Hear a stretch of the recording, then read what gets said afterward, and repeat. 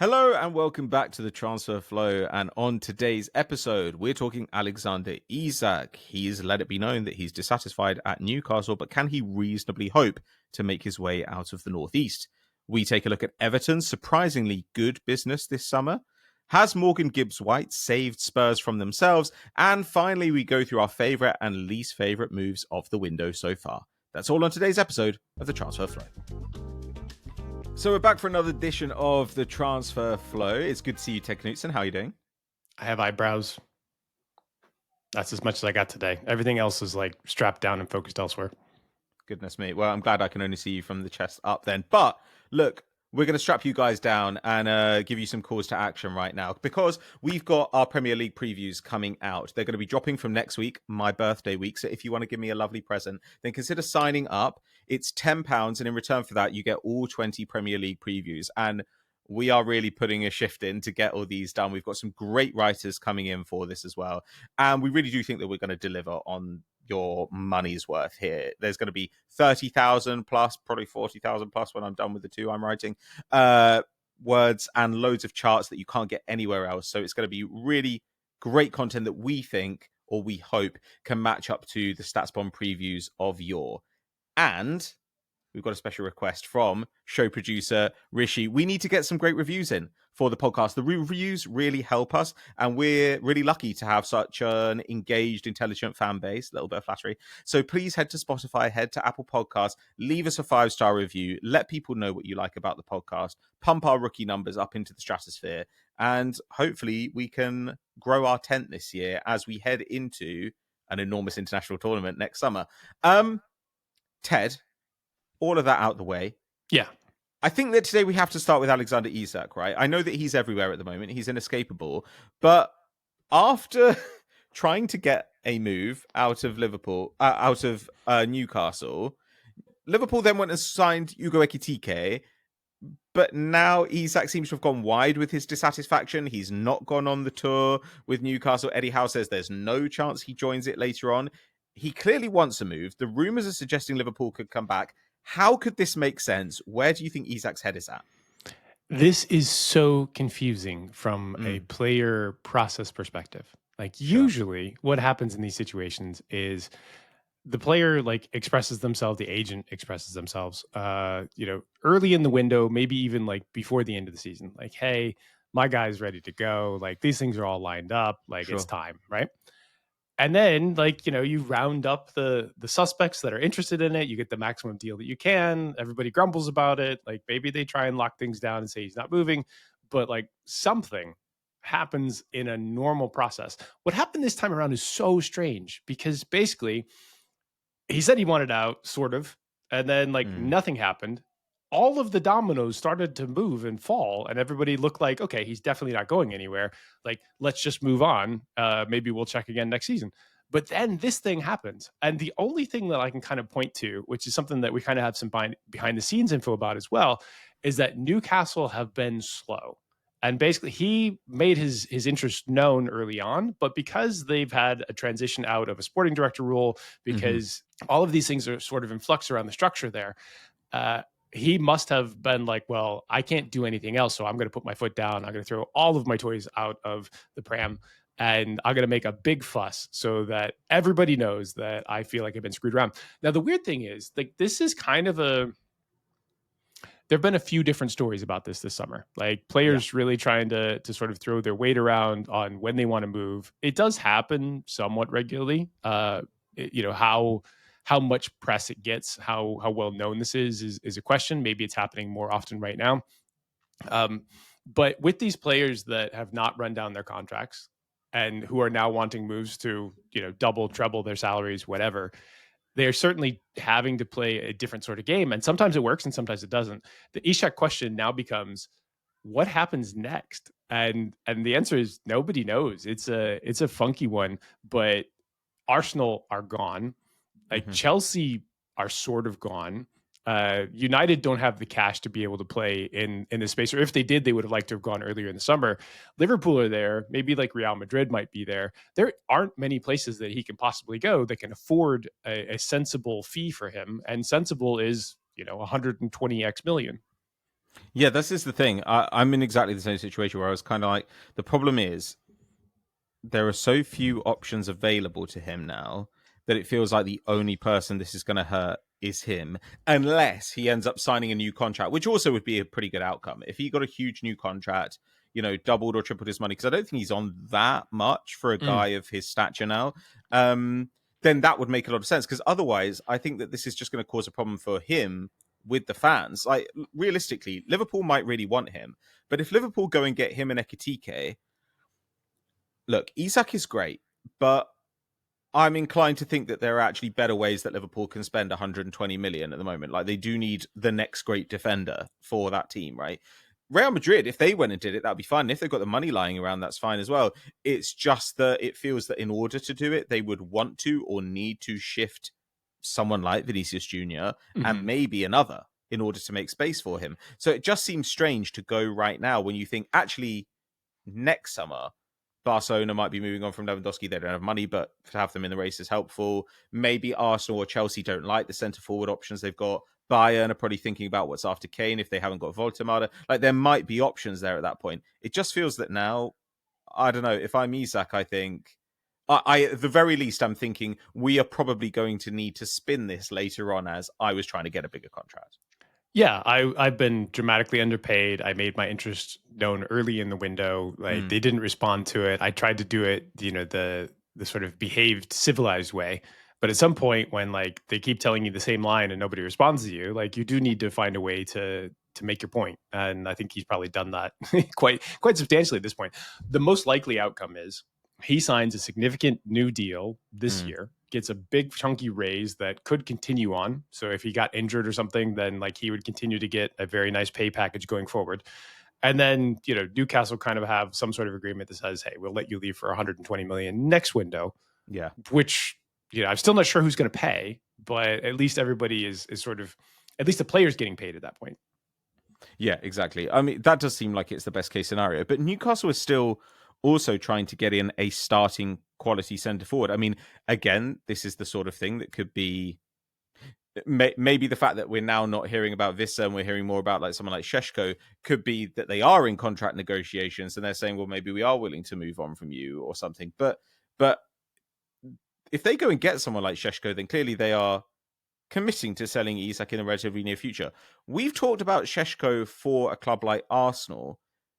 Does our assessment of him change if it's for Newcastle?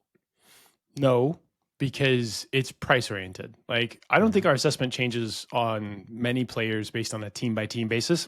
We look at the price of the player, the potential sort of future output of the player, the current output of the player, what their trending looks like. So like, if they've had a down year and there's still an 80 million euro price tag attached to them, you're like, ooh, I'm not sure that like the risk is worth the reward there. And then there's a wages component, and then like how long is the contract, right? And so someone like Sesko, well, let's take this back to the Newcastle space. I'm not being mean about Newcastle. I'm saying that they are operating in a slightly different space than all the other Champions League teams. When you look at the other Champions League teams, they've all gone fast, right? They've made moves early. They've gotten guys in for the Club World Cup. They got guys in right at the start of the window. They had things that were signed, 6 months ago, like a Zubimendi, that effectively like finally were announced, right? All those teams have definitely got their shit together and are organized and getting their targets early in the window. Newcastle seem like they have been very, very late. And because they're late, they're not even involved in the transfer process for some of these players because they moved on 2 months ago. And now they're trying to sort of scrabble. They actually do need a deeper squad. Like they've got a very good starting 11, but their depth beyond that would be a struggle. And now they have to compete against like, four different fronts. Maybe they tank the England domestic leagues. I don't know, but like fans won't be super excited about that, especially given that they won one last season. So like that's pretty interesting as well. So I think that the fact that they have not got a very sort of forward-thinking structure at the administrative level has left them kind of carrying the bag, and it's been expensive, or they're going to take on a bunch of risk to get guys that might be good enough for them, as opposed to the right way to do it, which is to plan all this shit out sort of a year in advance, recheck it 6 months in advance, and really start to hit your targets then, so you can get them in from the moment that the window opens. Yeah, now they've turned their attentions to Ramsdale as well in goal, having missed out on Trafford, which is kind of a funny one because Ramsdale's one of those guys who, if you're a team that needs a guy to play with his feet, then you might maybe accept that Ramsdale is quite erratic as a shot stopper. Whereas Trafford going to City seems like a very strange fit, but they could just flip him in a year It's for it's basically opposite nothing. world. Yeah, it's really, really strange. Pep's like, nah, can you kick it long? That's fine. We got two forwards up there that can do a good job. It used to be like, can you kick it medium with absolute precision so that we can get over that first line of the press and then break through into the second and final third. I'm curious about that project, but Ederson's going to stick around. They'll get rid of their second tier keeper from last year. And yes, it's another one of those cases like Liam Delap where the price was too good for them not to make that buyback, especially if the player was interested in coming there. And so it's worth the risk on their part. I think that Newcastle, anyway, are going to end up having to splash a lot of money as we get to the close of the window. So I don't know if they're just going to end up with really second tier targets or if they're going to have to overpay for first tier ones. Šeško, I think Šeško would look better at Newcastle than he would at Arsenal if they continue to be as direct as they were last year. But it's very unlikely that they're as direct as they were last year because teams are not stupid in the Premier League and they're not going to allow them to do it forever. Yeah, they're going to face different compositions defensively, and they're going to test how from a sort of tactical perspective, and they're going to test that squad to see if they can play in a different style.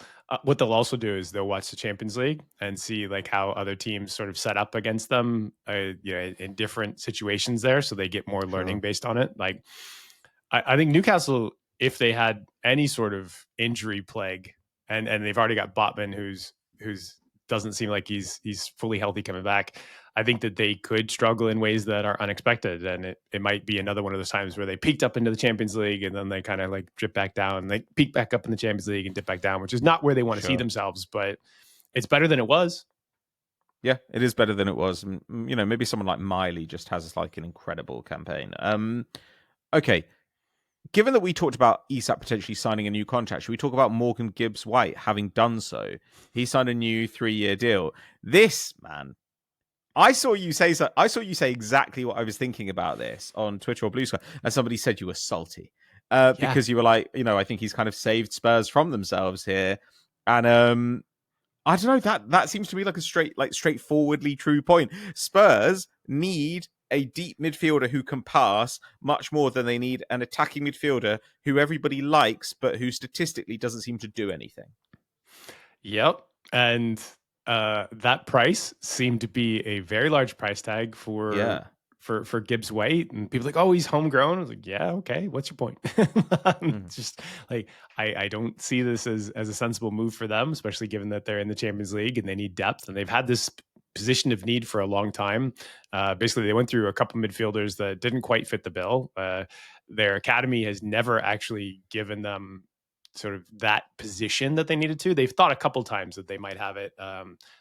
Leicester tried the Spurs academy midfield in Skip and who's the other kid that Winks. I forget? Yes, Skip and Winks, which was not a Premier League caliber combination.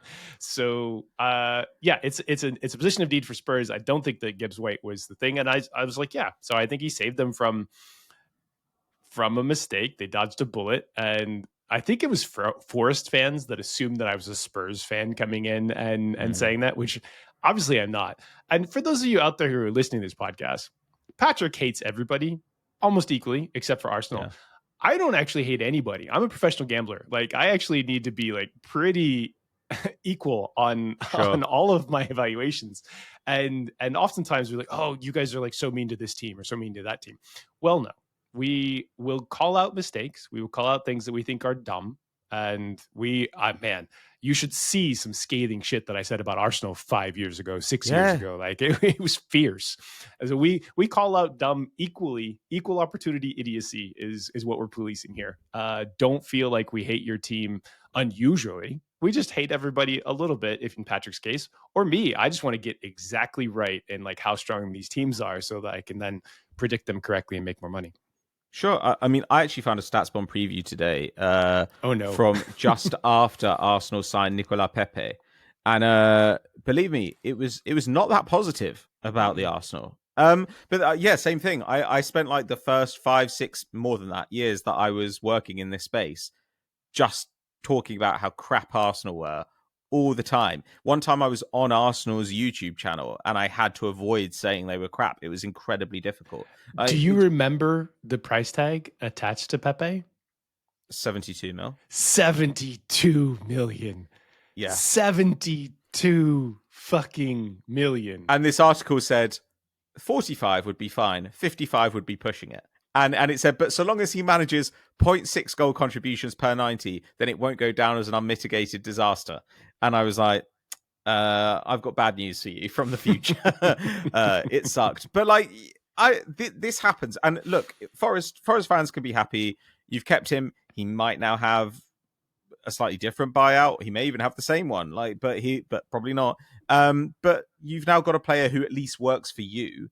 From Spurs' point of view, I was concerned that this was going to be their whole budget. You know, like we saw them linked to Joao Palhinha, potentially loan or loan to buy.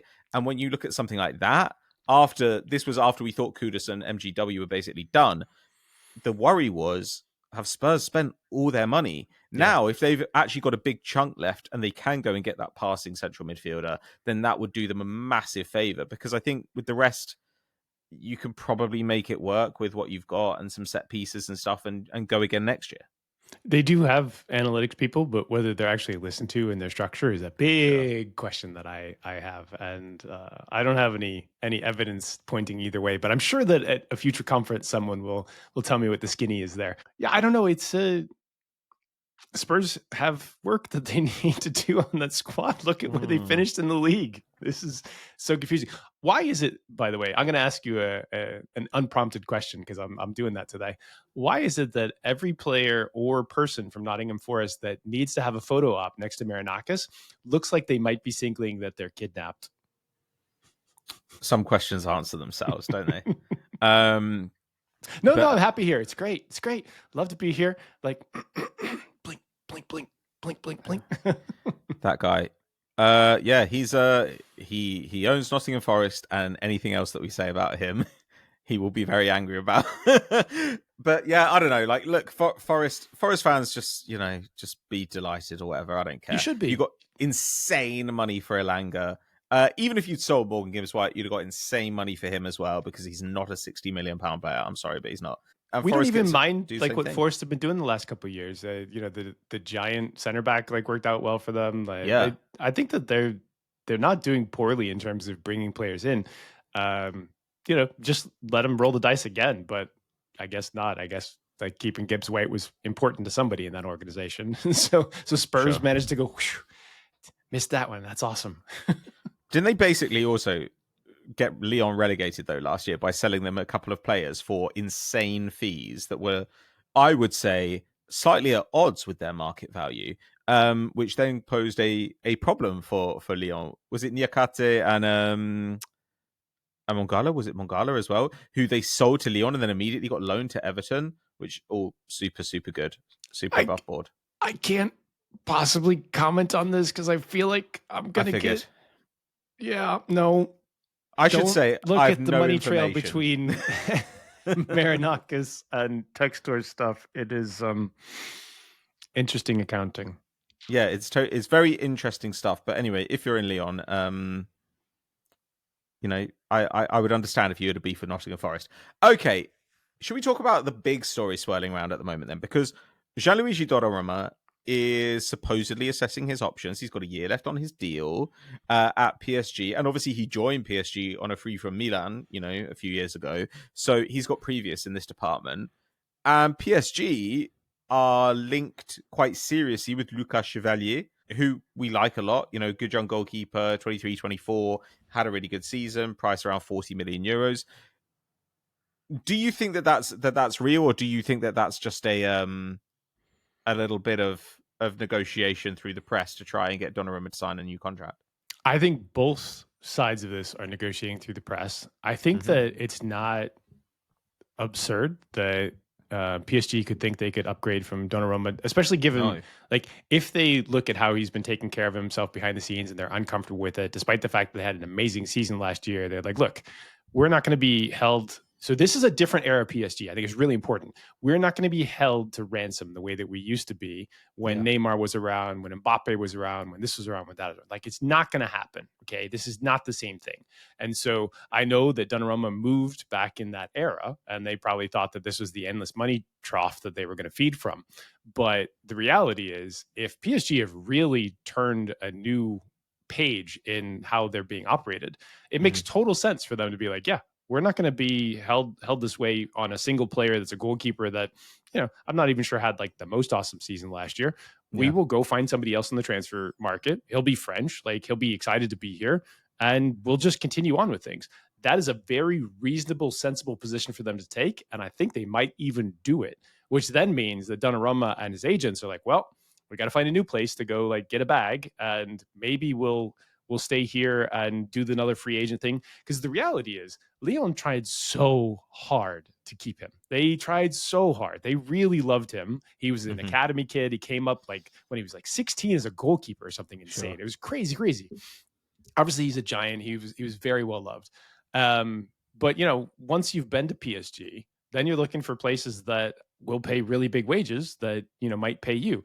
And one of the places that obviously exists that needs a new goalkeeper and would be excited to have like a top tier signing from a Champions League winning team, which is funny, is Manchester United.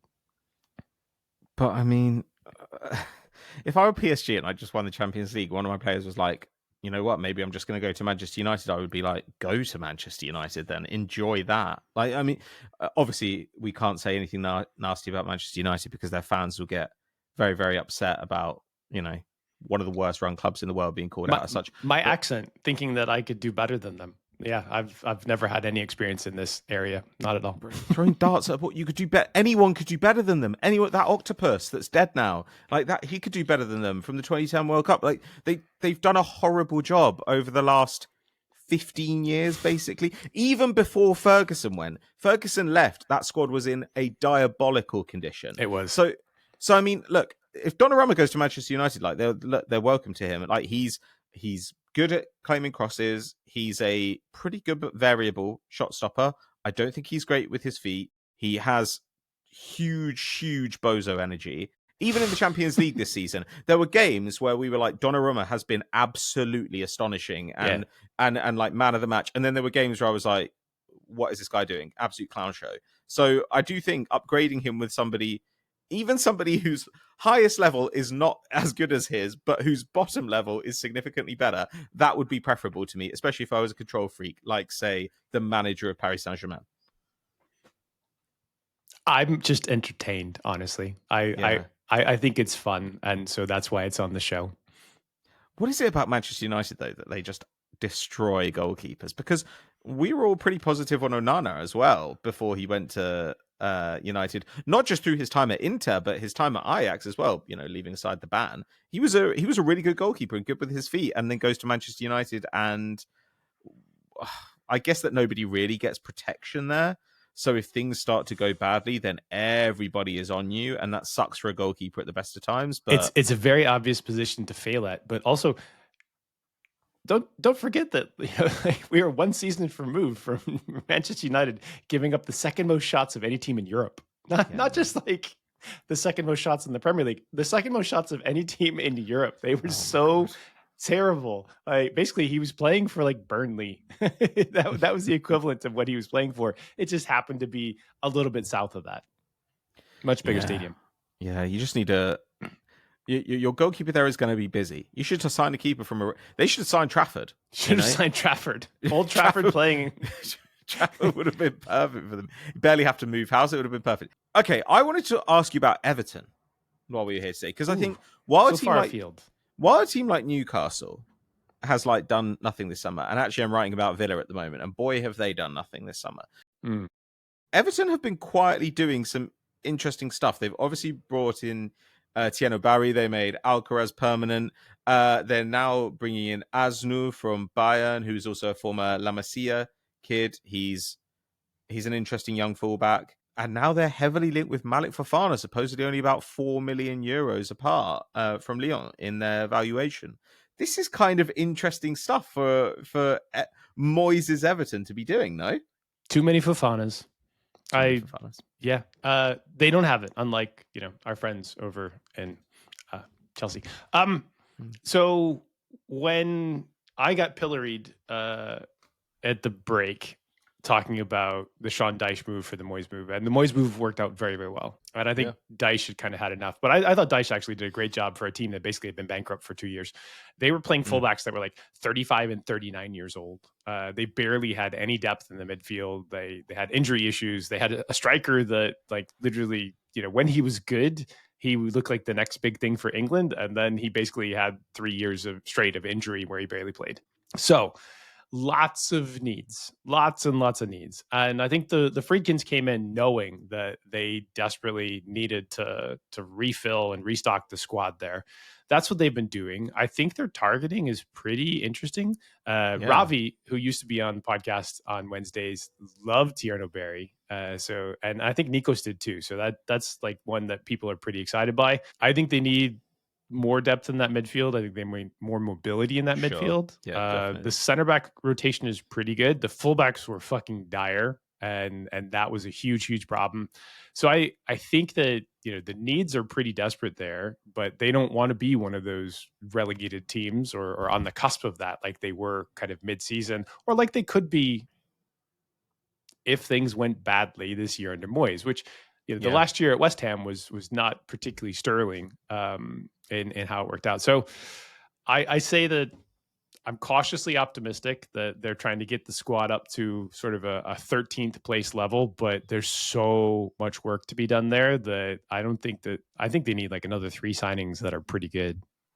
Yeah, I think I completely agree with you that central midfield is a big zone for upgrading. Like literally, it's the biggest of the zones. It is the biggest of the zones. But attack, I thought Beto was pretty good for them down the stretch. And moving him to backup striker with Barry coming in. Then you've got McNeil, who had a stonking start to the season last year and a much slower second half.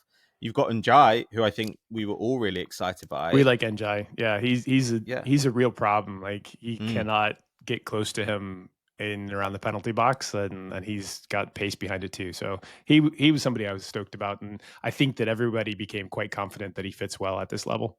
Yeah, and then Fofana is an interesting candidate as well because he's very, very young, but he's a big crosser, so that feels like an area where he and Moyes can see eye to eye, and he's also just really fast, good at receiving the ball high up, as an outlet for his team. Like when you look at progressive receptions and carries and all that kind of stuff, this is a guy who's moving his team upfield all the time, who's receiving the ball up high all the time, who actually doesn't get dispossessed that much, considering how often he's trying stuff, who's getting loads of touches in the box as well. So maybe there are some more shots to come. He gets fouled constantly, which is a big thing for a team like Everton, who now with Barry and Branthwaite and O'Brien are a huge team. Like it just feels like, are his XG and XA numbers there yet? No, but he's 20 years old, and for 35 million euros, I think that's a really, really exciting move. They could get it done. Aznou is even younger.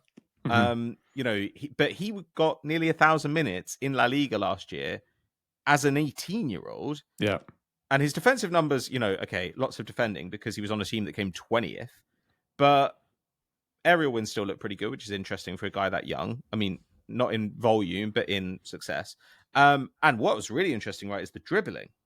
Like he was at like 2 dribbles per 90 as a fullback at 18 years old in a real league. I mean, for under 10 million euros, again, I just think that's the kind of move that is cool and interesting. And if you're Everton, whenever you've got a bit of free cash, you should be speculating on a position of need. And their fullbacks, like you say, their fullbacks have been a problem forever. Their fullbacks have been a problem since they had Luca Dean there, I guess, on the left at one point, but he was basically the last guy they had there who wasn't 1,000 years old and who they actually liked. But every manager always thinks they're better than Luca Dean and moves him on, and nobody is better than him. Like Villa last season were not better than him. He always finds his way back into the side. They need to do fullbacks. They need to do central midfielders. I think that they have a pretty decent plan. I think you and I are both like fairly comfortable with what they're executing right now. Yeah. We'll see how it works out. Everton fans, for the first time in a very long time, should feel fairly positive going into this new season, as opposed to slightly terrified. And they got a Yeah. new stadium, which I haven't been to yet. So Yeah, that's true. Everton is a great club, and it would have been really, really sad if they got relegated and potentially disappeared forever. But, Doucouré out, Dominic Calvert-Lewin out. A couple of years ago, people would have seen that as like the death knell for Everton. And now you look at them and I think, I'm actually kind of optimistic. Weirdly, weird that David Moyes is at the helm, but, however you make it work. I've always had respect for Moyes. Sure. When things are think good, he's good. People lose track of the fact that like he's done mostly the same thing, but at very different qualities of player squad levels. And he's usually, he is the better version of the old school English manager that comes in, saves the team from relegation, like restabilizes them. They mostly compete for a while, and then either he gets tired or the players get tired, and then they need to move on from him. And but I don't think that we've ever seen him kind of get back to the elite level that he briefly was at with Everton. I think that too many of the coaches and the styles of play have passed him by there. Yeah, sure. But if Everton can stay up for another couple of years, continue getting younger, that's exactly what they need to do, really. Just stay in the division and get younger for a bit. And then you can start trying to get ambitious again. Palace. Yeah, like Palace. Palace, exactly. Palace a couple of years ago, I would predict them basically every summer. I was like, Palace are going down this year. And in my defense, I looked at the team at the time and they kept signing guys from like, West Ham or whoever it was, who had like a 31, 32-year-old centre-back who everybody liked, like a Tompkins type, like those kinds of guys. They would say, we'll pick him up and we'll give him, on a free, we'll give him like 90 to 100K a week. And they were incredibly old and they were rubbish and they evaded relegation by the skin of their teeth. And then they just started signing like young, interesting players. And actually, it was during the Vieira thing, they got a bunch of young, like French guys actually. And suddenly they got a recruitment identity, and now they can flip a player every year or two for a really big fee. Yeah, they make profits, and they also find good head coaches. Glasner was an excellent signing, and I think their next one will probably be pretty sharp too. So good for Palace. Okay, well, to round up our show today, I wanted to do a little segment on moves that we've seen this summer that we thought did not get enough credit, and moves that we thought have been a little bit overrated, Ted. So which would you like to start with? The one you're positive about or the one you're negative about? Oh, God. I didn't prep for this, so I'm scrambling all of a sudden. Okay, I can start while you have a think. So sorry.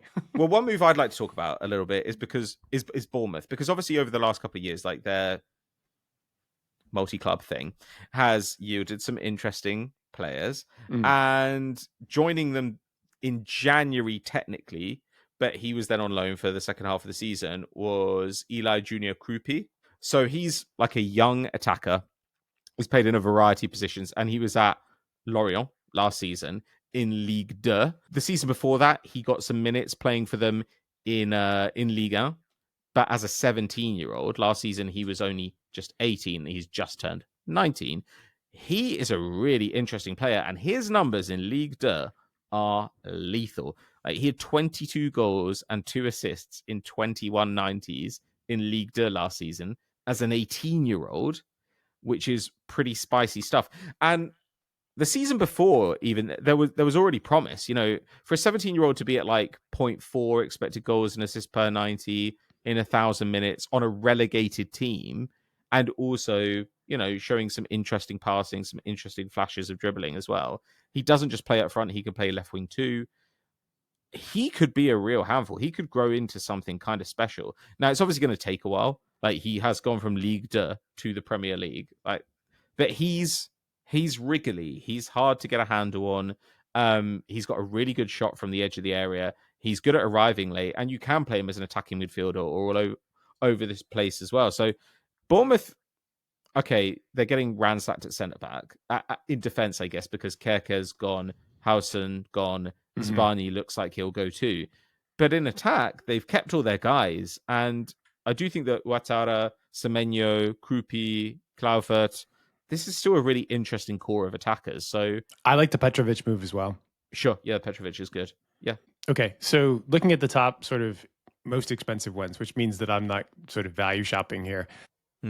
Let me give you two from City that I have a love-hate relationship with.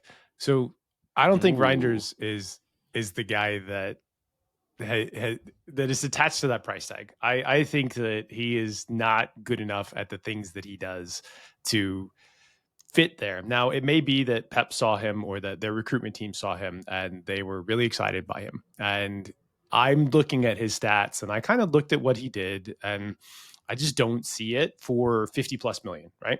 Yeah. In the same way that I didn't see MGW for 60 million. Now, Pep could prove me wrong as he has done many, many times in the past. So that one, I'm like, this is not super exciting. I know that City are in a rebuild. They must have found somebody that looked good enough. Now, the flip side of this is if Cherki gets on the straight and narrow path, if Cherki is not like the Grealish path, but becomes the dude that is capable of all of this talent and then kind of has some embodiment of it and becomes a guy that's a professional, they got him for a discount and you are going to fucking love watching that dude this year. You are going to love watching him. So I love the Cherki one. I hate the Reijnders one. I also, going back just like a segment or two, I actually really like the Thierno Barry. I think that that's an excellent transfer for the fee, especially given what everybody else is paying. Like there's a little bit of creativity about it, but it just fits like so many things there. And so it doesn't have to be like a huge thing that we're like, oh, hey, this is amazing. I mean, I kind of like the Mosquera one. I like Mosquera as like a relatively cheap gamble for a Champions League level team that's not paying 40 or 50 for like an old or a young player for once. Like they found a reasonable fee. They need to sort of build him back up.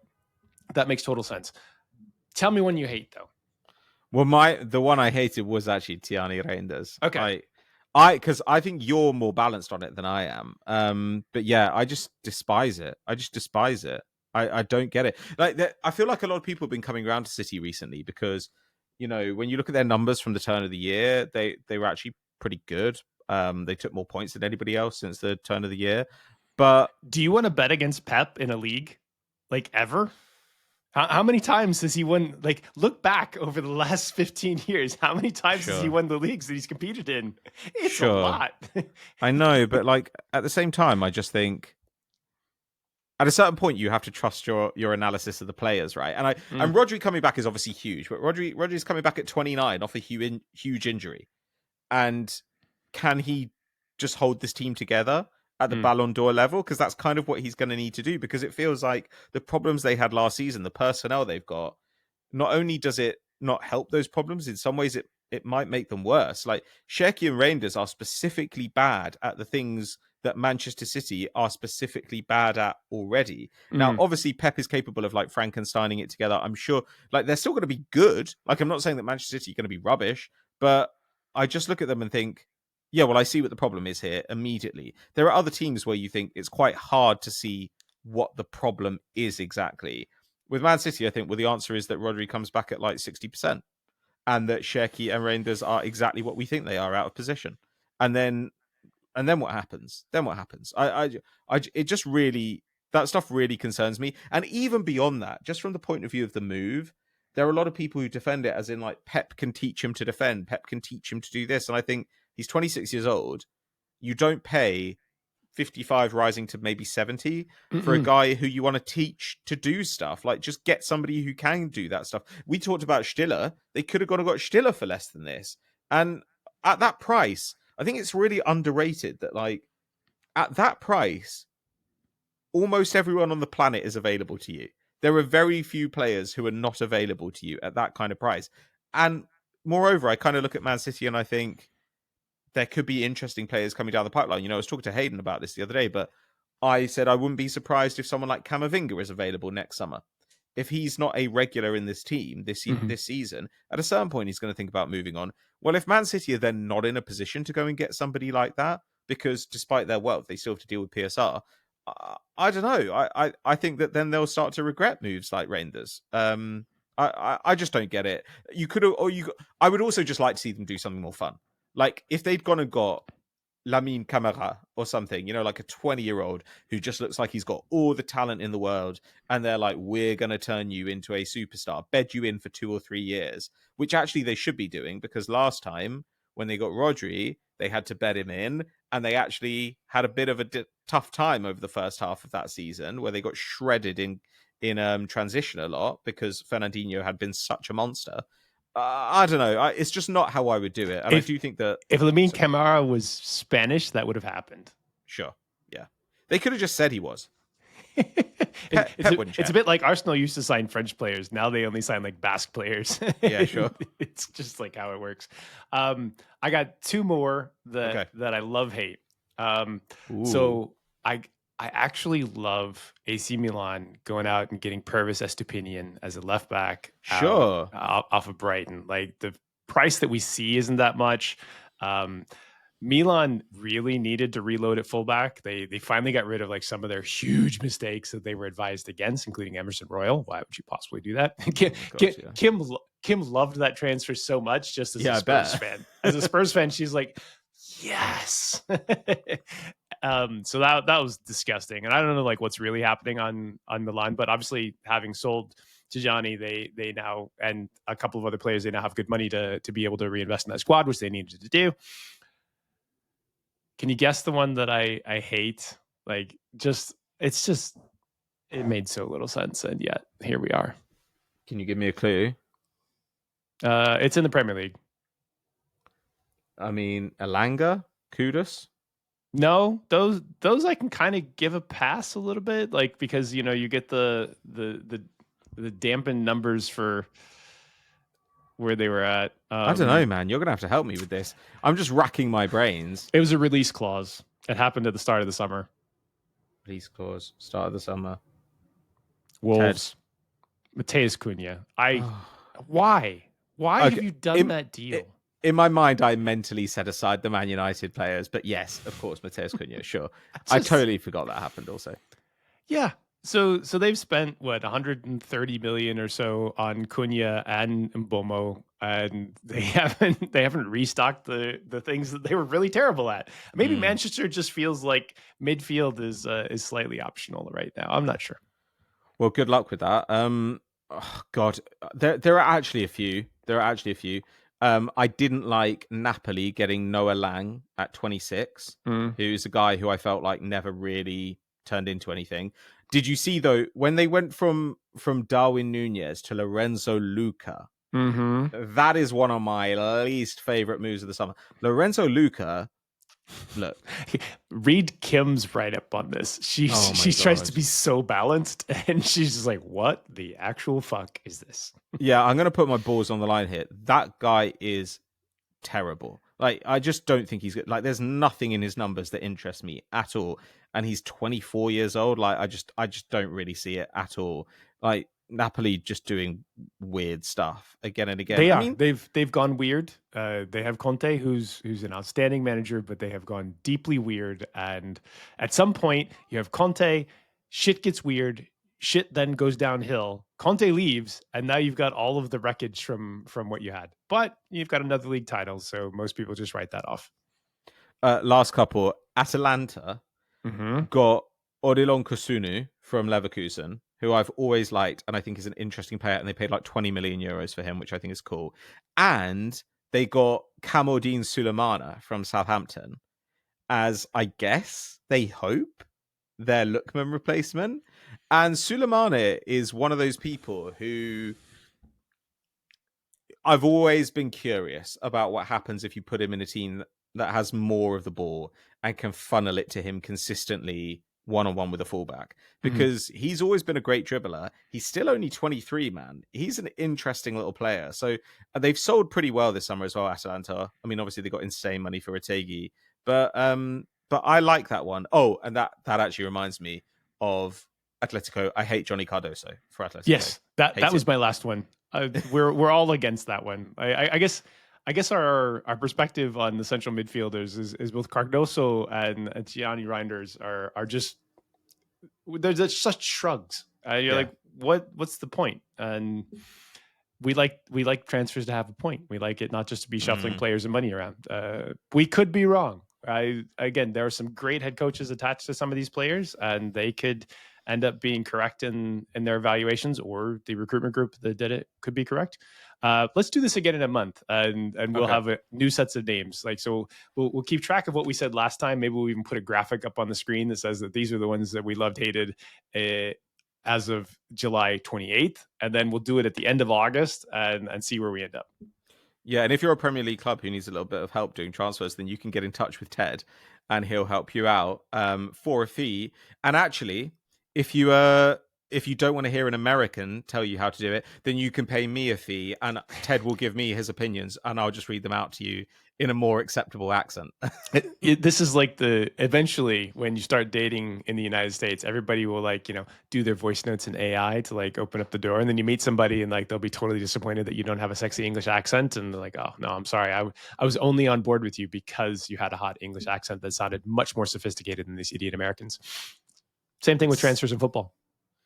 It's so insane that any Americans think the English accent is sexy. And yet we do. And not just sexy, but intelligent as well. More intelligent. Isn't that insane? Look, if we're talking about Tom Hardy, who's got this rich chocolatey voice attached to a super hot person, then I get it. But the rest of the time, absolutely not. To me, it's the accent of Stella and idiots, and I include myself in that, even though I'm not as English as my accent is, I guess. Yeah, well, I mean, for people that can't believe that I have worked in football, I'm still working in football, so fuck off. Yeah. We get business on a regular basis. You might just be wrong. Yeah, exactly. And on that note, I mean, that really could be the name of the podcast, technically. You might just be wrong. Thank you very much for listening. As I said at the top, please make sure that you go and give us reviews. We also appreciate it when you like and subscribe to our YouTube channel. Ted, anything else that you want to plug while we're still here? We've got variance betting spooling up right now. We got Patrick's birthday meetup at Craft Beer on Wednesday at 4:00, Covent Garden. We have variance betting. I'm supposed to get some outrights out this week for the championship, and I may do the Premier League a day after that. So if you're interested in those, we had great advice last year and got a little bit lucky in how good the model was. There's a free article on the newsletter that gives all the recap of how variance betting went last year. For those of you who are like, oh yeah, it's just this guy being a tout. First of all, you get all of my picks. I don't tell you what to do with them. You can have them if you want. And second of all, my money is very, very much with my mouth, because I'm telling you what stuff is. I'm going to bet 10K on these things next year, not just 200 or 500 pounds. So if you don't like it, that's cool. But you're not going to find other people that are just yeah, so these are my picks for the Premier League and the Champions League and the Championship, and it's got 10K behind it. And if you don't like it, that's cool. But if you want to see what somebody who is really a professional at this, that has been doing it for a long time, maybe check it out. 10K bet. Fuck me. Okay. All right. We all need new jobs. Thank you very much for being here with us today, and we will catch you later in the week. And hopefully, as Ted says, we will catch some of you in person in Covent Garden. Bye. Bye. I don't have a dedicated podcast app. Do you not? No. That's deranged. I just listen on Spotify. That's fucking weird. Okay. You're one of these people. I use Overcast or whatever podcast app you like.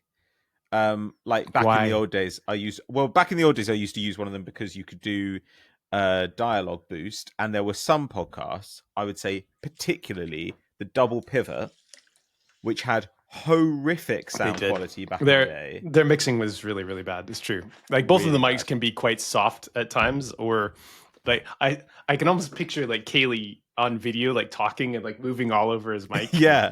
Yeah, with his nervous energy. Yeah, like that. and also I used to have ones that where if I would listen to podcasts for work, Overcast had jump silences and stuff, which was also very useful on the Double Pivot. And so that would help me get through ones that I had to listen to for work. Basically. This is so much developers saying oh my god, I can't believe you don't use Vim or Emacs because what the hell's wrong with you? You don't have Overcast? Well, technology's caught up a little bit, and your IDE is a hell of a lot better than it was 25 years ago. Sure, but it's when you take it, if something went wrong with your laptop, really wrong to the point that you couldn't fix it, and you go and see a tech guy, and he'd be like, "Well, what you should really do is obviously use Linux or something." And I was like, I'm an ordinary guy. Like I'm not. You are not an ordinary guy. I'm not a freak, my friend. Okay, you might not be. Well, you might not be that type. I'm not freak that anyway. kind of freak. There you go. We got there in the end. Yeah. I'm not. What kind of freak are you, by the way? That's a great question. I don't know. How would I go about answering that question? Now that we're recording. I know. No. I don't really mind. I don't know. What kind of freak am I? I feel like another person would be better placed to answer that. Wait, somebody that knows you from the outside that then would judge what kind of freak you are? Not personal enough. Yeah. Disappointed. But I mean, look, give me a zone. You know what, Rishi, who is our producer, for the guy that was really fucking exciting about impromptu questions, this man is shit at them.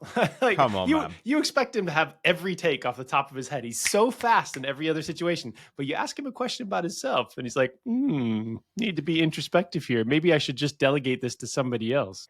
but I think that's right. Like, that's better. That's better for the content. Like, if I prepared an answer, like, it's fucking boring. With this, the difficulty with this is you can just do a joke. But I feel like that's a cop-out. So I want to give, like, an honest answer. No, when on you say TTF, what kind of doing a joke is just fine. On Men Down, you have to be a little more genuine. Yeah, but when you say what kind of freak after you, when we've been talking about Linux, then I don't really know, like, what realm we're in. Are you a leather freak? I do like leather, but not in a sexual way. I think I just like leather. Smell. What am I a real freak for? Let's work this out. Carb freak. Ooh, yeah. I mean, bread. Oh my god. I've been dating somebody who's not into bread, and I was like, I don't even understand. But that's fucking weird. But into pasta, so I was just like, oh, this is baffling to me. Pasta's good, but I think pasta is one of the more overrated carbs. Strong agree. Agree. Rice, very underrated. But bread and potatoes, like, are absolutely impossible to attack. I would actually say, though, I would say that I'm a language freak. Because, like, Emma will talk to me about something, and I will go away and look up the etymology of it, and then talk to her about it in a really boring way. And if somebody uses a particular word incorrectly, then, like, my respect for them goes completely out the window. Like, even though I know that's not a reasonable position to take, but I'm truly... I'm gonna bring in, like, every fucking malprop that I possibly can over the coming months. Just, like, submarine my rating with Patrick right down to the bottom. Do you have any idea how hard it is when you're being really present with a client and they're in a really emotional moment, and then they use a phrase like begs the question incorrectly? And I have to be like... At Sky, did you ever get to hang out with Jamie Redknapp? Yeah, once or twice. I could just imagine, like, him scratching, like, Patrick's, like, scratching his skin after having been in the Jamie Redknapp experience. Like, I broke out in hives from all the misused words. But do you not think it's worse with people who think they're really smart? Like, I think with Jamie Redknapp's like, Jamie Redknapp has a degree of humility, right? Whereas the worst thing are the people you work with who are, like, who are pseudo-intellectuals, who don't know a fucking thing, and who I mean, I know I should give people grace as well for mispronouncing words because it means that they learned it from reading it. But, like, I'm sorry, hun. Like, if you say, I mean, no one really says epitome anymore, but if you say epitome, I'm afraid that we can't talk. Under my rule, you are excluded from civilized society. At one point, I was definitely seeking from topic to topic. I had no idea it was segue. I've read, like, you know, hundreds and hundreds of books, but cannot remember anyone. And then, like, the brand spelled it Segway, and so, like, why would it be anything else? That's a good point. Yeah, that did help you out there. But, like, with a load of this stuff, I just think, like, I don't know, I learned it somehow. Everybody else could do it. The other ones that annoy me the most are the ones that are everyone knows are wrong, but people insist on doing them. So when people say pronunciation or some shit like that, I'm sorry, hun. Goodbye. Dumpster. No longer is there a place for you. But I think that I'm very obsessive about this to the point that I look up easy words that I know, so that I can understand the etymology of them, as if that's going to help me understand the word better. But I do it like 20 times a day, which is you're like the pronunciation expert on like random transfer names, which is embarrassing to everybody else in the industry. But yeah. I don't know about that, but like I just try. Like that is the funny thing sometimes. Like on Football Daily, people would make a big fuss about it, and I was just like, have you noticed that the difference between me and you is not that I have a special skill, but that I try? What does that say about you? I will find you. I have a fun Hinge story before we get rolling. Okay. So back on Hinge and matched with. My match rate is okay. Yeah, it's like after Alina's help, it's been much better than it used to be, which is really nice. But there's this woman that is attractive, and she's like 45 minutes away or something like that, and we haven't met. But she only messages me between like 2 and 4 a.m. And I find this very confusing. I was like, there are all sorts of reads on this, none of which I think are green flags. None of which are green flags. It's like, are you having an affair? Are you completely unable to sleep? Are you yeah, anyway, it doesn't matter. But I thought you would find that entertaining because like oftentimes you're messaging something and you have a vibe and you see their photos and like they're really interesting. And then you're like, there's this weird thing about them that I haven't quite been able to like, piece together the explanation for it. And yeah. But as Derek Thompson would say, which he just recently published, it's probably not that they're serial killers anymore. That was a thing for the 80s and 90s. 70s, 80s, 90s. 70s, yeah. I mean, like, 70s San Francisco, where there were like 4 major serial killers operating all at the same time. Like, everyone's just extremely slutty. What, in San Francisco or asexual, both. Yeah, I mean, but no one wants to fuck someone who works in tech. It's just all going to be like... Oh, I don't know. I do find it a bit demoralizing that I think every kind of discourse is now filtered through tech speak. Like people talk about therapy speak, but tech speak is much more thoroughgoing. I think it just seems to be absolutely everywhere. Like, so you would put a thing in the chat the other day, or maybe you just retweeted it, about a guy who's talking about being, more like positive sum or something in relationships, and I thought this is kind of wise. It's just rubbing me the wrong way because you're talking like a fucking computer scientist. Talk like a human. It just irritates me. It's like such an abattoir of language. These are all my people, so I can't do. It's like no one wants to fuck someone in tech was like the perfect point to cut off. He even had a silence there, but now he's like making fun of all the people that I've spent my last 30 years with. Look, I'm glad there are people who want to fuck them. I don't want to fuck them. I think is you really want to be rubbed the wrong way. Though actually, I think I would do kind of well in tech, like the world, not in tech itself, just because I have a personality. I feel like if you understand one metaphor, like Jordan Peterson has basically made a career off the fact that he can talk in metaphors and that he's talking to a load of people who don't have arts degrees. So he can just say any old bullshit, dress it up in shit metaphorical language, and people are like, oh my God, like, I guess I am slaying the dragon of chaos when I, don't wipe my dick on the curtains after I take a piss. This is incredible. So I feel like I could do that. We're done. This is it. Let's start the show.